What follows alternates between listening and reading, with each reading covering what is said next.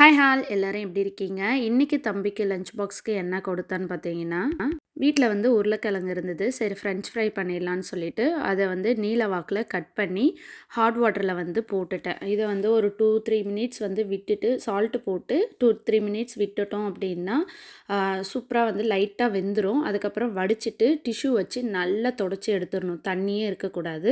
அதுக்கப்புறமா ஆயில்ல போட்டு பொரிச்சு எடுத்தோம் அப்படின்னா, ஃப்ரெஞ்ச் ஃப்ரையும் வந்து ரெடி ஆயிடும். அதுக்கப்புறம் ஒரு பக்கம் பார்த்தீங்கன்னா, கார்லிக் ரைஸ் தான் வந்து செய்ய போறேன். இது ரொம்ப டேஸ்ட்டாவும் இருக்கும். ஃப்ளேவர்ஃபுல்லா இருக்கும். ஏன்னா கார்லிக் போட்டோம் அப்படின்னாவே நல்ல டேஸ்ட்டா இருக்கும். வாசனையும் வந்து அவ்வளோ அழகா இருக்கும். அந்த மாதிரி தான் வந்து இன்றைக்கி பண்ணேன். சரி நான் பாஸ்மதி ரைஸை வந்து வேக வச்சு எடுத்துக்கிட்டேன். நல்லா உதிரி உதிரியாக வேக வச்சு நல்லா ஆற வச்சும் எடுத்துக்கிட்டேன். பாஸ்மதி ரைஸில் வந்து உப்பு போட்டு தான் நான் வேக வச்சேன். அப்போ தான் வந்து டேஸ்ட் வந்து நல்லாயிருக்கும். அதை வந்து எண்ணெய் விட்டு கடுகு கருவேப்பிலை போட்டுட்டு கார்லிக் மட்டும் ஆனியன் கூட கிடையாது, சீரகம் கொஞ்சம் கார்லிக் கொஞ்சம் போட்டுட்டு அப்புறம் மஞ்சத்தூள் மிளகாத்தூள் எல்லாம் கொஞ்சமாக காரத்துக்கு வந்து லைட்டாக மிளகாத்தூள் போட்டால் போதும். அதை போட்டு நல்லா பரட்டி எடுத்தோம் அப்படின்னா ரெடி ஆகிடும். வேணும்னா வந்து கொத்தமல்லி இலையும் போடலாம். அதுக்கப்புறம் ஃப்ரெஞ்ச் ஃப்ரையும் வச்சுட்டு கொஞ்சம் வந்து கார்லிக் ரைஸும் வச்சு தம்பிக்கு வந்து லஞ்சு கொடுத்துட்டேன்.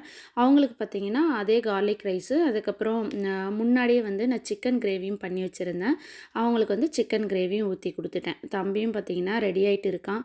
இப்போவெல்லாம் வந்து கொஞ்சம் எந்திரிக்கணும் அப்படின்னா ரொம்ப கஷ்டமாக இருக்குது. ஏன்னா வின்டரில் வந்து எந்திரிக்கிறதுன்றதே ரொம்ப கஷ்டமாக இருக்குது.